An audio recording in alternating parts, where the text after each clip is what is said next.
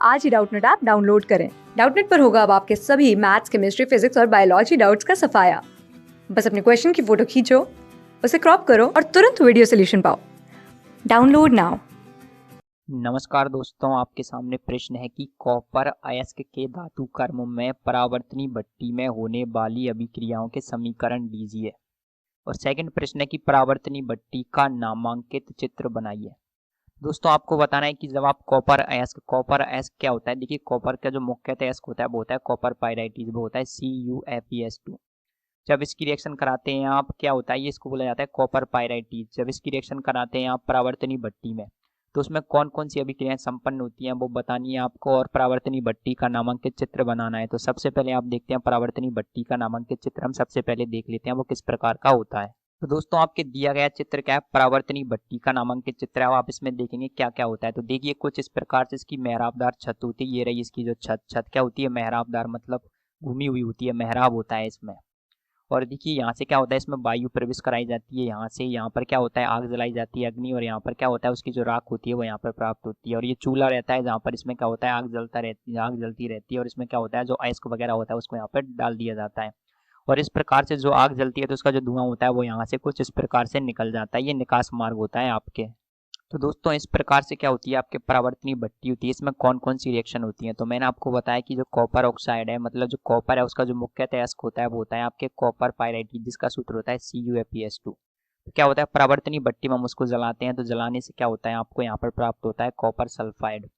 यहाँ पर आपको प्राप्त होता है कॉपर सल्फाइड प्राप्त होता है। साथ में क्या होता है, आपको आयरन सल्फाइड प्राप्त होता है। और साथ में आपको SO2 गैस प्राप्त होती है।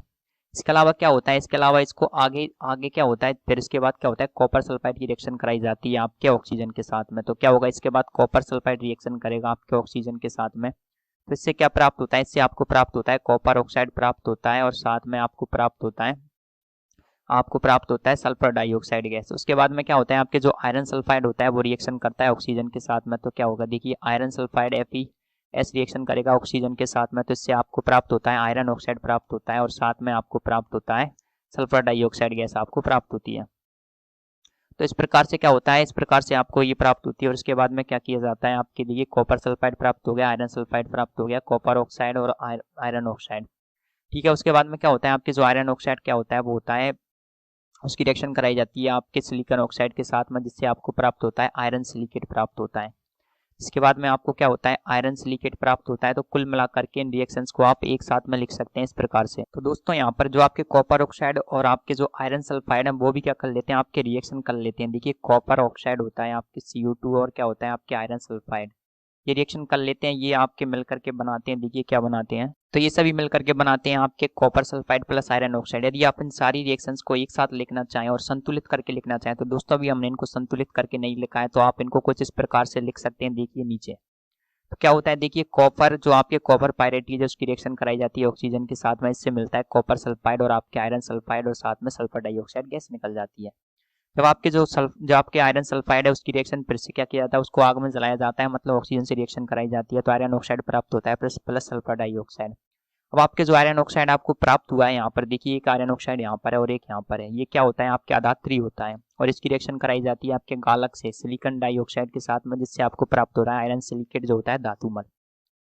तो यहाँ पर आपको जो कॉपर सल्फाइड प्राप्त हुआ था, देखिए यहाँ पर जो कॉपर सल्फाइड प्राप्त हुआ था उसकी रिएक्शन फिर कराई जा रही है। देखिए ये रही कॉपर सल्फाइड की रिएक्शन ऑक्सीजन के साथ में, जिससे आपको कॉपर ऑक्साइड प्राप्त हो रहा है, और साथ में SO2 गैस प्राप्त हो रही है, ये गैस है।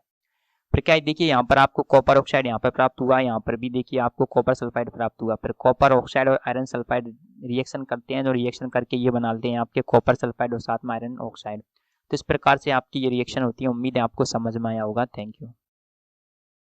क्लास 6 से 12 से लेके नीट, IIT, JEE मेंस और एडवांस के लेवल तक 10 मिलियन से ज्यादा स्टूडेंट्स का भरोसा। आज ही डाउनलोड करें डाउटनेट ऐप या व्हाट्सएप कीजिए अपने डाउट्स 8400 400 400 पर।